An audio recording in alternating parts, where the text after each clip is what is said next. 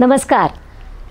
आमच्या वेळी असं होतंच्या या भागात मी खरं तर ठरवलं होतं की आम्हाला आमच्या आठवणीतला पहिला पथारीवाला म्हणजे रस्त्यावरतीच पोतं टाकून त्याच्या त्या दिवसाला विक्री करून पुन्हा तो सगळा गाशा गुंडाळून घरी जाणारा. पण त्याच्याविषयी बोलताना आधी जेही मनात विचार येत होते त्यावेळेला अचानक एक गोष्ट आठवली. ती म्हणजे आम्ही विश्रामबाग वाड्याच्या बरोबर समोर राहायचो. आमच्या खिडकीतून आज ते रंगोली किंवा विश्रामबाग वाड्याचा थोडासा भाग आम्हाला आमच्या घराच्या खिडकीतून दिसत असे. आणि तिथून आम्हाला थंडीचे दिवस सुरू व्हायला लागले की अचानक थोड्याशा जाड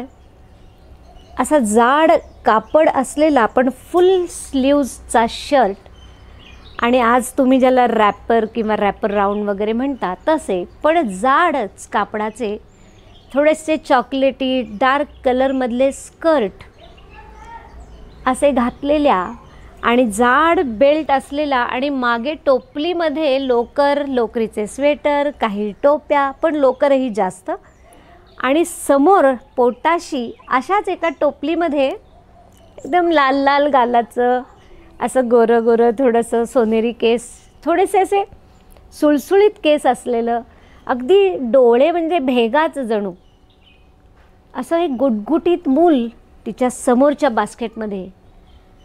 आणि पुरुष माणूस म्हणाल तर थोडा गिड्डा म्हणजे बुटका पण काटक भर चालत येताना पुरुष मंडळी सहसा डोक्यावरती ते घालून मान खाली घालून चालत येताना आम्हाला प्रथमदर्शनी तिथून दिसायचे. पहिले आम्हाला ते कळलं नव्हतं. जोवर कळतं वय नव्हतं तोवर हे कळायचं नाही की हे कोण आहेत, हे कुठून येतात, हे आपल्या आईवडिलांच्या पेक्षा वेगळे कसे दिसतात, यांच्या हातातलं सामान हातात नसून पाठीवर कसं असतं. ज्या त्या संस्कृतीचा हा खूप मोठा फरक आहे हे कळायला खूप वर्ष गेली. पण त्यावेळेला त्या मुलांकडे बघणं आणि ह्यांची शरीरयष्टी, ह्यांचं दिसणं, ह्यांचे अंगातले कपडे घालणं हे सगळं आपल्या आईवडील किंवा आपल्या समाजापेक्षा खूप वेगळं आहे आणि त्यामुळे त्याच्याबद्दल कुतूहल असायचं. मग कधीतरी फुलपुडं आणताना तुळशीबागेच्या मागच्या बाजूला ह्यांच्या छोट्या छोट्या वस्त्या आम्हाला दिसायच्या. आणि मग ही लोकं रोज एकदा आली त्यांचं बहुतेक ते सेट करत असावेत आणि मग मात्र रोज सकाळी पुन्हा तेवढंच सगळं सामान लावून विजय टॉकीजच्या समोरचं भिंती म्हणजे आता तिथे पंकज नाही आहे. तुम्हाला जर कोणाला पंकज आठवत असेल की लेटेस्ट CD लेटेस्ट टेप रेकॉर्डमध्ये घालायची कॅसेट पुण्यात कुठे मिळायची तर ती पंकज आणि आलूरकर. तर तो पंकजच्या समोर बरोबर ती जी दगडी भिंत आहे तिथे यांनी खिळे ठोकून तिथे हे स्वेटर टोप्या असं विकायला बसायचे.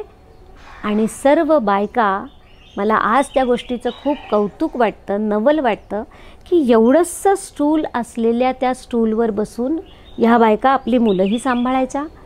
6-6 तास हातामध्ये 2 सुयांचं विणकाम करून ऑर्डर घ्यायच्या.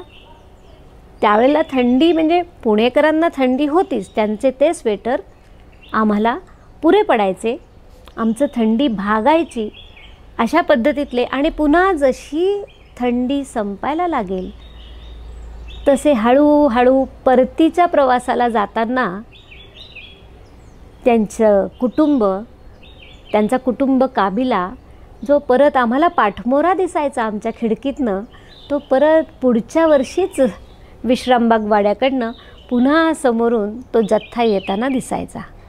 हे होते तात्पुरते पथारीवाले. मग असं वाटलं की आज के लिए इतना ही काफ़ी की तात्पुरते पथारीवाले म्हणजे फक्त 4 महिन्यासाठी येऊन तळ ठोकायचे आणि एरवी नेपाळला जाऊन आपल्या शेत्या करायचे. हे पैसे त्यांना बियाणं आणायला, त्यामुळे त्यांचे 8 महिने त्यांच्या घरी पिकलेलं धान्य खाऊन त्यांची गुजराण व्हायची. त्यामुळे आज के लिए इतना ही काफ़ी असं मला वाटतं. आता पुढच्या एपिसोडमध्ये मी आमच्या इथले कायमचे पथारीवाले याच्याविषयी विशेष सांगीन, कारण ते खरंच नंतर जणू आमचे सदस्यच झाले. ऐकूयात पुढच्या भागात. नमस्कार.